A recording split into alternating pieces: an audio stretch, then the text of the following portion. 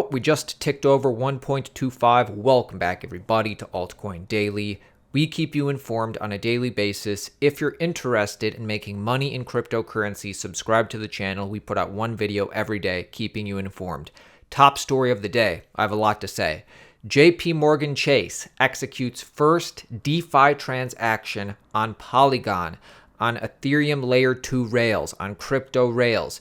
JPMorgan carries out the transaction on Ethereum Layer 2 network Polygon because of its cheap transaction fees while leveraging Aave Protocol's permissioned pool concept. The reason that this is so interesting to me, and see if you agree with me, the reason this is so interesting to me is because we just started November, and back at the end of September, just a bit more than a month ago, do you remember when we reported to you this? JPMorgan CEO Jamie Dimon says crypto tokens, like Bitcoin, but crypto tokens are decentralized Ponzi schemes. So at the end of September 2022, JPMorgan CEO calls crypto tokens centralized Ponzi schemes.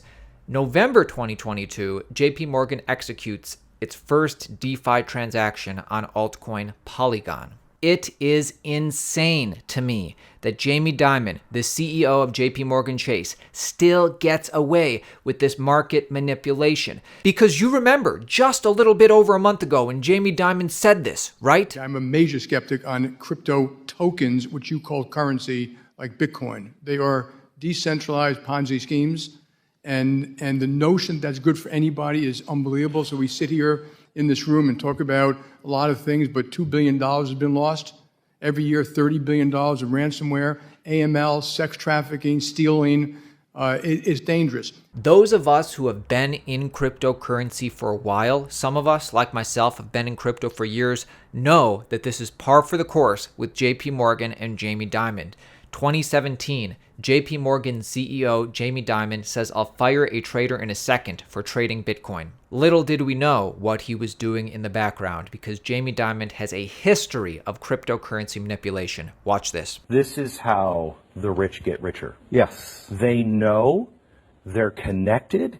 A lot of times they're coordinating without the insider trading. This is not illegal to do. No, manipulating the news cycle, if you're smart about it, is they can get away with it. Nobody's ever been arrested for anything like this. So now, with crypto, I know personally, people that would have gotten in or stayed in if these people weren't saying what they're saying. Right, and so this has really been extremely egregious. So on September 12th, Jamie Dimon says Bitcoin is a fraud. He says he'll fire any one of his traders buying Bitcoin. Bitcoin drops 24%. When Jamie Dimon speaks, people listen.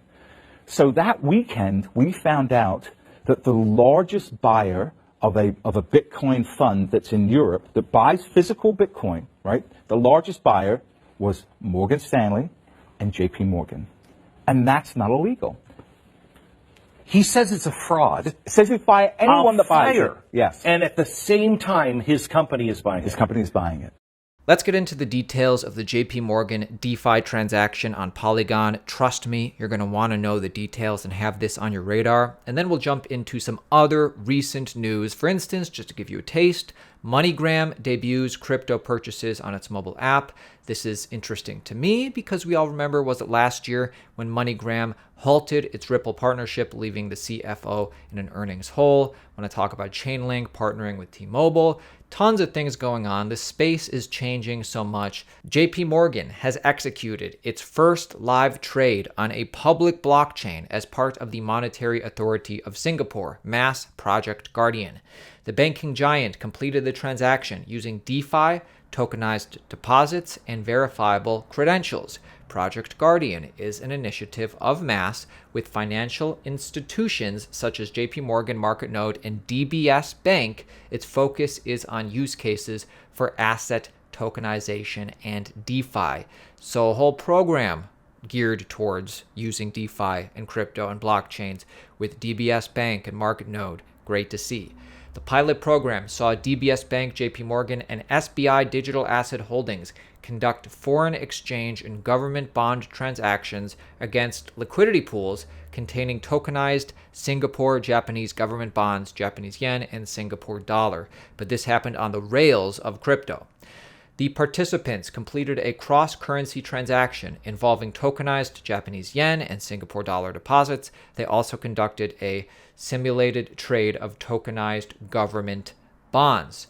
So, according to JPMorgan leadership, the bank carried out the transaction on Ethereum Layer 2 network Polygon Matic because of its cheap transaction fees, and they leveraged Aave protocol's permissioned pool concept.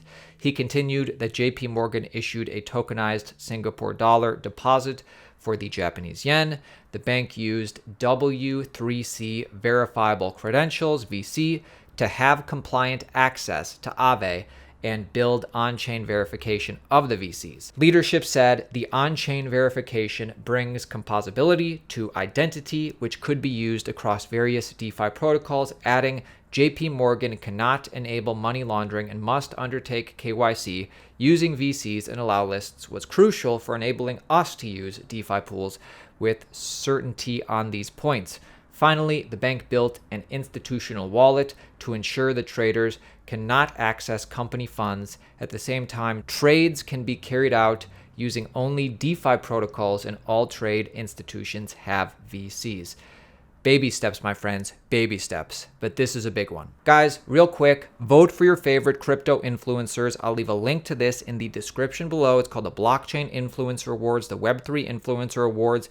Vote for Altcoin Daily for Best News Source and Influencer of the Year. I'd appreciate it if you took 2 seconds and did this. We won both of these last year. Would love to win it again this year, but it's ultimately up to you. Vote below. And then one more thing. We will be in Miami for Decentral Miami at the end of November. Only about 25 days left till we take over Miami. We have limited tickets left. I want everybody to have the opportunity to come out. I'll leave a link to this below as well. In other news, MoneyGram debuts its crypto purchases on its mobile app.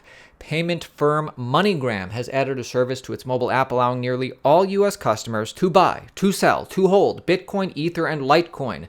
The company expects to expand these cryptocurrency selections over the coming years, pending global regulation. And of course, the big question is, will they be partnering with Ripple again? This remains to be seen. Of course, we will report this to you if it ever happens, just like I want to report this to you. The other day, about a week or two ago, we reported to you that T-Mobile, actually their parent company, Deutsche Telekom, integrating with Ethereum, running an Ethereum validator. Well, today, Chainlink tweets out, we're excited to partner with Deutsche Telekom and T-Mobile US on T-Challenge number 3. Participants build next-gen Web3 technologies that will impact millions of 5G customers, competing to win up to $600,000 in prizes in the process. Awesome to see T-Mobile US, Deutsche Telekom, their parent company, and Chainlink partner together to do this.